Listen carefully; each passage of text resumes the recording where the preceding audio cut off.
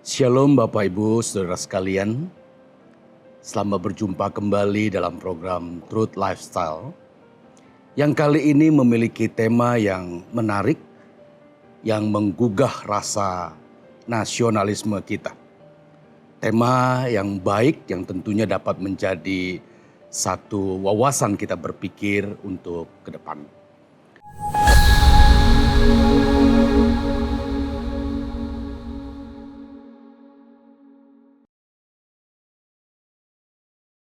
Tema yang ingin disampaikan pada kesempatan Truth kali ini adalah bagaimana orang percaya memaknai Pancasila.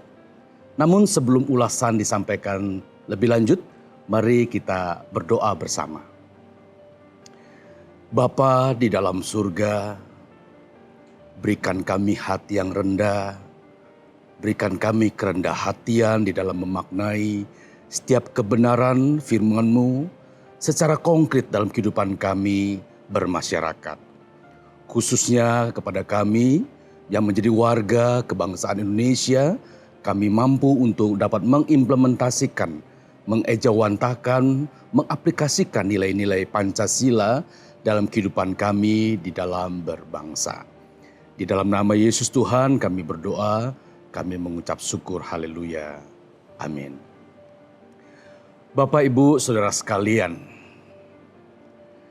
sebagai orang Kristen atau orang-orang percaya, kita adalah bagian yang tidak dapat dipisahkan sebagai bangsa, sebagai warga negara yang wajib, harus, dan mutlak menjunjung tinggi dasar negara Republik Indonesia, yakni Pancasila.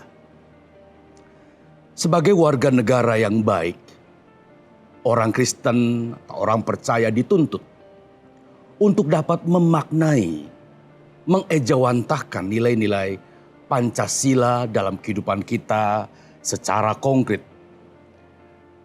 Yang sebetulnya saya ingin mengatakan bahwa Pancasila bukan sekadar sebuah kalimat-kalimat semata, tetapi sebetulnya harus dimaknai secara konkret dalam kehidupan kita, khususnya dalam kekristenan.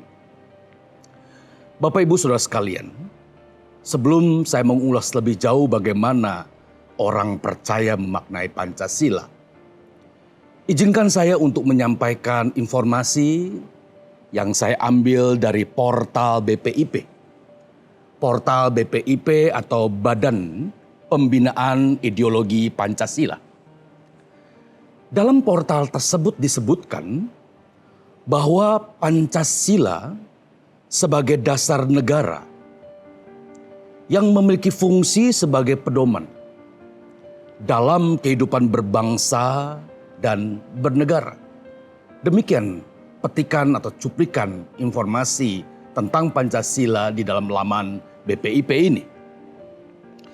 Dengan demikian Bapak Ibu, seluruh aktivitas dan penyelenggaraan kegiatan berbangsa, seluruh kegiatan aktivitas bernegara harus wajib, mutlak, absolut digerakkan oleh nafas, digerakkan oleh spirit atau semangat Pancasila sebagai dasar ideologisnya.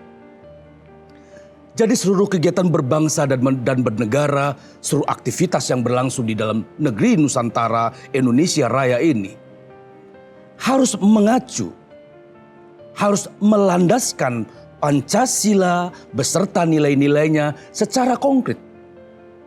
Di luar itu, maka kegiatan tersebut bertentangan, beroposisi, berseberangan dengan nilai-nilai Pancasila. Oleh karenanya BPIP menggarisbawahi bahwa Pancasila merupakan dasar atau landasan dalam kehidupan berbangsa dan bernegara. Secara etimologi, kata Pancasila itu sebetulnya berasal dari bahasa Sanskerta.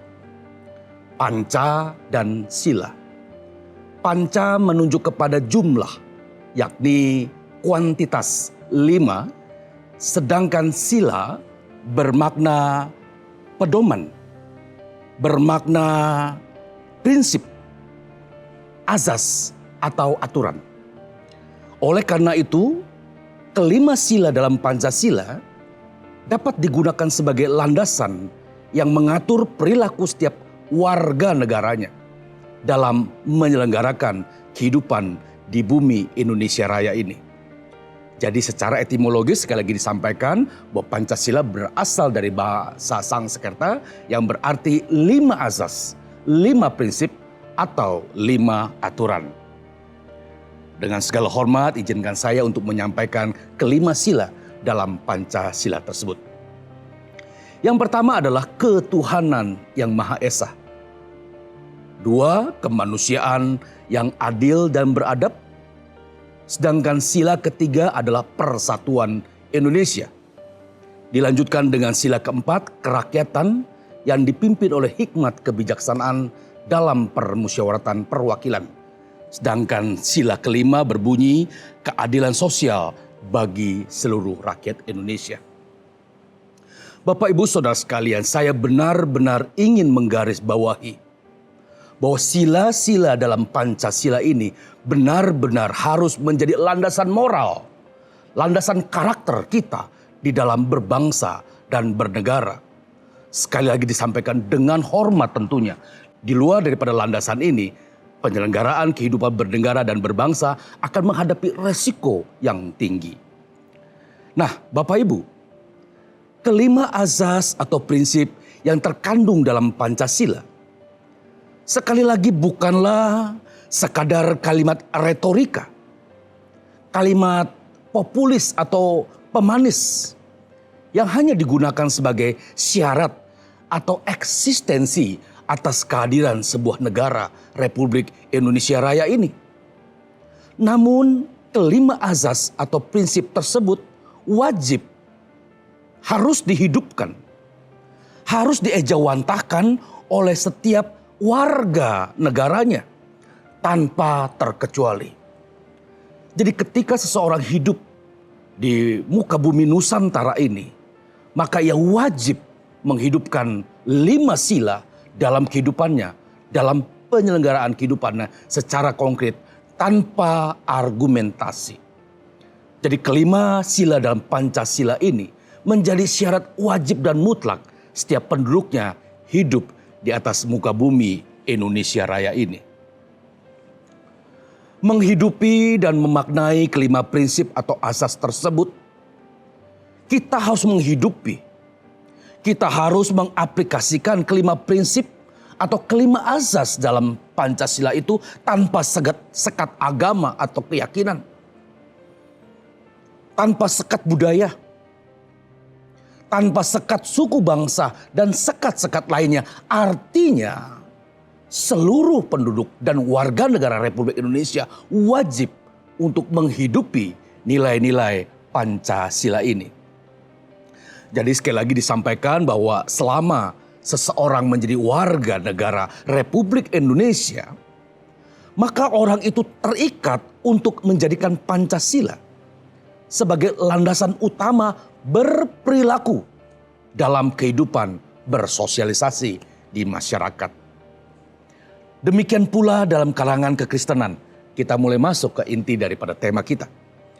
Demikian pula dalam kalangan kekristenan atau orang-orang percaya.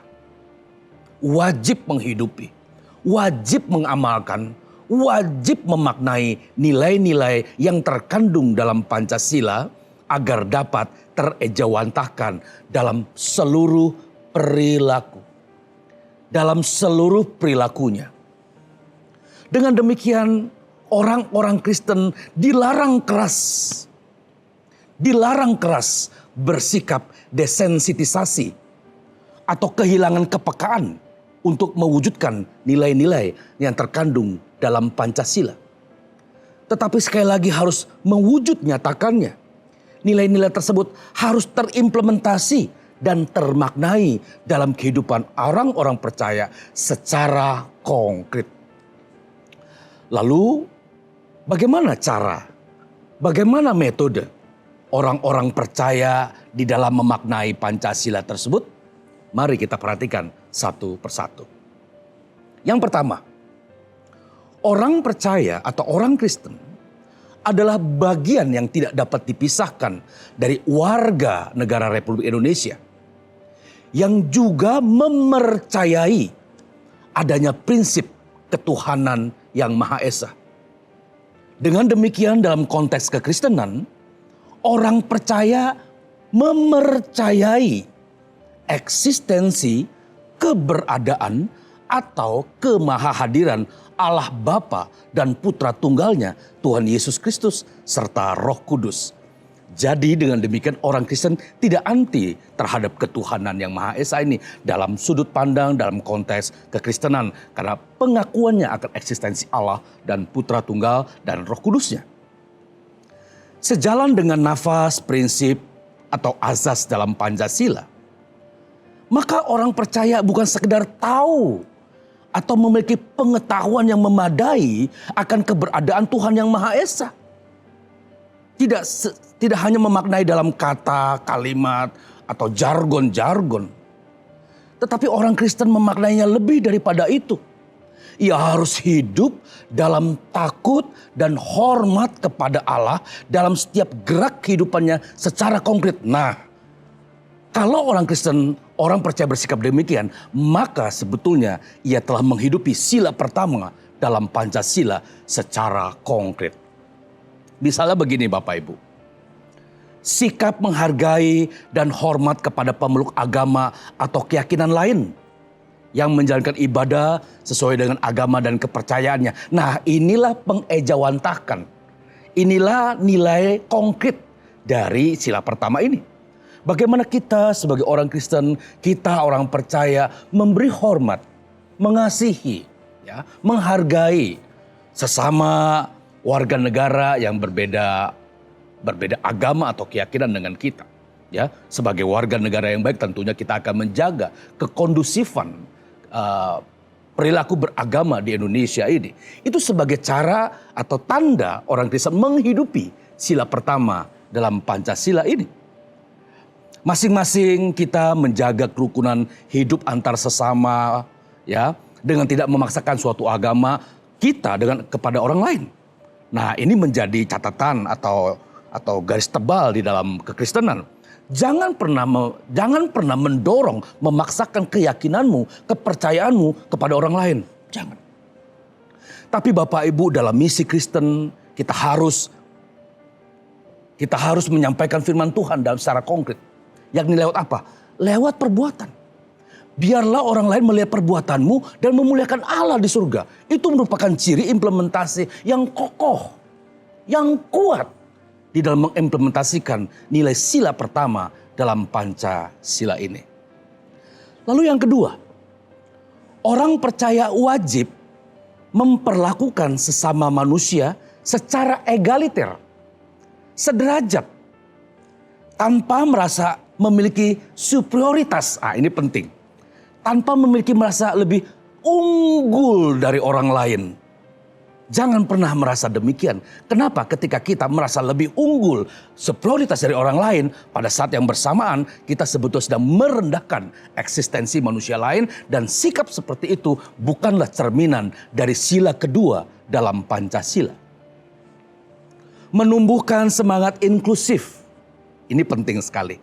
Menumbuhkan sikap keterbukaan sesama antar anak bangsa. Ketimbang eksklusivitas picik yang terperagakan dalam kehidupan tatanan bermasyarakat. Janganlah menjadi orang, kelompok, atau bagian yang eksklusif, yang asing terhadap sebuah inklusivitas. Ya, tentunya orang Kristen tidak jadi dijauhkan dari sikap demikian. Kepemilikan sikap saling mengasihi sesama anak bangsa, ya, harus dikonkretkan dalam segenap perilaku. Ketimbang hanya berhenti menjadi jargon usang yang terkesan eksklusif. Dengan demikian Bapak Ibu, dalam hukum kekristenan dikenal istilah loving God, loving people. Mengasihi Allah lewat kita mengasihi sesama. Buktikan bahwa jargon keimananmu, keimanan Kristenmu secara konkret. Dengan demikian, mengasihi Allah akan dibuktikan dengan engkau mengasihi manusia, orang-orang di sekitarmu, menghormati, menghargai mereka tanpa sekat agama, tanpa sekat keyakinan, dan sekat-sekat yang lainnya. Implementasi yang ketiga, orang percaya wajib menempatkan persatuan dan keselamatan bangsa menjadi kepentingan bersama. Jauh dari kepentingan pribadi, apalagi kepentingan sektarian, kepentingan grup atau kelompok. Tetapi kita harus menempatkan kepentingan bangsa, kepentingan negara di atas kepentingan kelompok, apalagi kepentingan pribadi.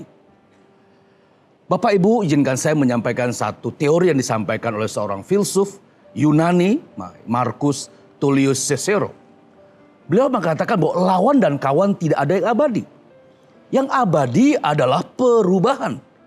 Yang abadi adalah kepentingan. Sekali lagi saya sampaikan, tidak ada kawan dan lawan yang abadi. Yang abadi adalah kepentingan. Dengan demikian, untuk menjaga kelestarian eksistensi, untuk menjaga keberlanjutan Indonesia Raya kepada generasi selanjutnya, maka hanya ada satu syarat, yakni kepentingan negara, kepentingan bangsa harus selalu berada di depan atau berada di tempat yang utama. Bahkan kalau boleh, satu-satunya kepentingan dalam kehidupan berbangsa dan bernegara. Dan Bapak Ibu, untuk mencapai tujuan dan cita-cita tersebut, maka sekali lagi disampaikan setiap orang Kristen atau orang percaya harus mengembangkan sikap saling mencintai. Mencintai antar sesama, mencintai tanah air, ya, mencintai tempat Indonesia Raya sebagai tempat di mana kita hidup, di mana kita bekerja, dan sampai kita mati, ya, sebagai tempat kita satu-satunya. Kitalah yang harus menjunjung tinggi negara persatuan ini. Sedangkan yang keempat, orang percaya harus mengedepankan sikap kebersamaan, musyawarah dan kekeluargaan dalam setiap pengambilan keputusan bagi kepentingan semua pihak. Ada perkataan orang bijak berkata, no I in team. Ya. Jadi tidak ada aku di dalam tim, grup. Tidak ada personal, yang ada adalah kepentingan kelompok, kepentingan bangsa. Ia bukanlah seseorang yang memiliki sikap yang individualistis, tetapi ia memiliki mengedepankan sikap grup, kelompok atau tim dalam kebersamaan. Dan perilaku ini merupakan gaya personalnya.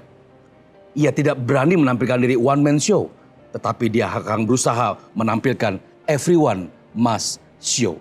Yang terakhir, orang Kristen atau orang percaya harus memiliki sikap atau personalitas yang adil dan pendekatan yang syarat akan humanitas.